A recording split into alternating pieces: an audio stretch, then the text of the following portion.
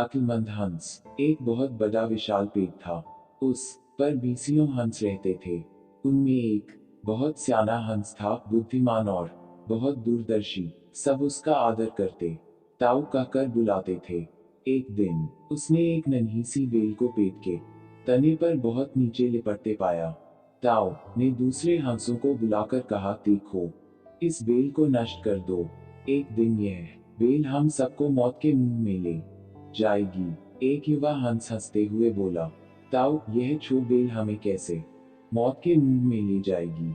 सियाने हंस ने समझाया, आज यह तुम्हें छो लग रही है, धीरे धीरे यह पेट के सारे तने को लपेटा मारकर ऊपर तक आएगी। फिर बेल का तना मोटा होने लगेगा और पेट से चिपक जाएगा। तब नीचे से ऊपर तक पेट पर चढ़ने के लिए सीढ़ी बन जाएगी। कोई भी शिकारी सीढ़ी के सहारे चकर हम तक पहुंच जाएगा और हम मारे जाएंगे। दूसरे हंस को यकीन न आया, एक छोटी सी बेल कैसे सीढ़ी बनेगी। तीसरा हंस बोला, ताऊ, तू तो एक छो बेल को खींचकर ज्यादा ही लंबा कर रहा है। एक हंस बड़बड़ाया, यह ताऊ अपनी अक्ल का रौब डालने के लिए अंट शंट कहानी बना रहा है। इस प्रकार किसी दूसरे हंस ने ताऊ की बात को गंभीरता से नहीं लिया। इतनी दूर तक देख पाने की उनमें अक्ल कहाँ थी। समय बीतता रहा। बेल लिपटते लिपटते ऊपर शाखों तक पहुंच गई।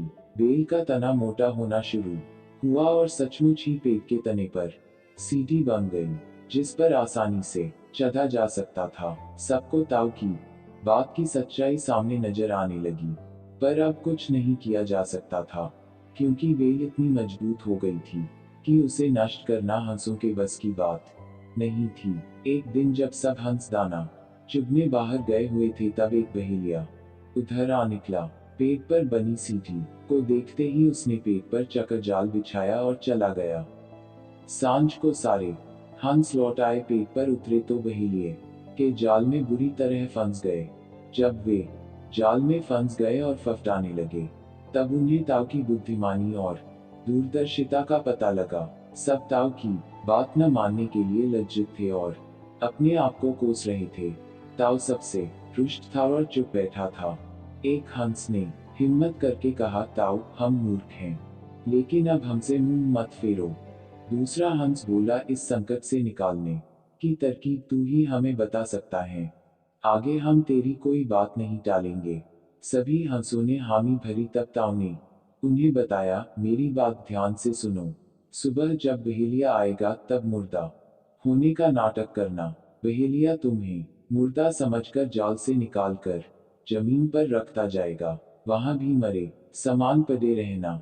जैसे ही वह अंतिम हंस को नीचे रखेगा, मैं सीटी बजाऊंगा। मेरी सीटी सुनते ही सब उठ जाना।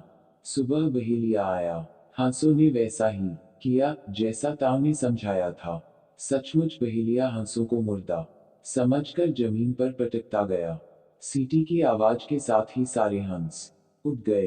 बहेलिया अवाक होकर देखता रह गया। सीखा, बुद्धिमानों की सलाह गंभीरता से लेनी चाहिए।